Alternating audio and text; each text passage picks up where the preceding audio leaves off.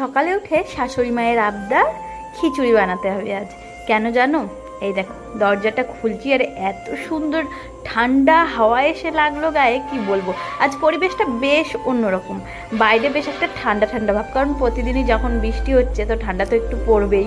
তাই কথা মতো এই যে চাল নিয়ে নিয়েছি, গোবিন্দভোগের চাল, মসুর ডাল ভিজিয়ে দিয়েছি, আর এখন একটু মুগের ডাল ভেজে নেব, ভালো করে লাল লাল করে ভেজে নেব, তাহলে সেন্টটা ভালো আসবে। তো কড়াইয়ে তেল দিয়ে তাতে শুকনো লঙ্কা, তেজপাতা আর সামান্য জিরে ফোড়ন দিয়ে একটু আদা জিরে বাটা দিয়ে দিলাম। এরপরে দেব স্বাদ মতো লবণ আর হলুদ। একটু হালকা মশলাটা ভেজে নেওয়ার পরেই দিয়ে দেব ভিজিয়ে রাখা চাল আর ডালগুলো। জানো তো আমার শাশুড়ি মা আর আমি দুজনেই খুবই খিচুড়ি পাগল। তো যখনই খিচুড়ি হয় আমরা দুজনে তো একদম চেটে পুটে খাই। এদিকে আমি একটু ছোলার ডাল সেদ্ধ করে নিয়েছিলাম, 2টো সিটি দিয়ে নিয়েছি, তারপরে খিচুড়ির মধ্যে দিয়ে দিলাম। এবার পরিমাণ মতো জল দিয়ে একটু ভালো করে ফুটতে দেবো, যতক্ষণ না চালটা ভালোভাবে গলছে। আর তার মধ্যেই আমার এদিকে খিদেও পেয়ে গেছে, সকালে ভাত ভেজেছিলাম সেটাই এখন খেয়ে নিচ্ছি।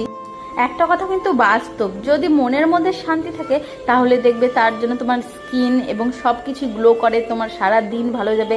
আর যদি মনটা খারাপ থাকে তাহলে কিন্তু কিছুই ভালো লাগে না। এরপরে একটু গরম মশলা আর 2 চামচ মতো ঘি দিয়ে দিলাম। তারপর আমি স্নান টান করে নিয়েছি, পুজো দিয়ে এসে একটু রোদ্রে দাঁড়ালাম। দেখো রোদ্রে আমার স্কিনটা কত গ্লো করছে। ওই যে বললাম না, মন খুশি থাকলে সব কিছুই ভালো লাগে। দেখো না আমার স্কিনটাও কেমন গ্লো করছে। তারপরে এবার খিচুড়ি খাওয়ার পালা। তো দেখো খিচুড়ি নিয়ে এসেছি, সাথে রয়েছে পাঁপড় ভাজা, চাটনি এবং ডিম ভাজা। উফ, খাওয়াটা আজকে একদম জমে যাবে এই বৃষ্টির দিনে। তো আজকের ভিডিওটা কেমন লাগলো কমেন্ট অবশ্যই জানিও। Bye bye.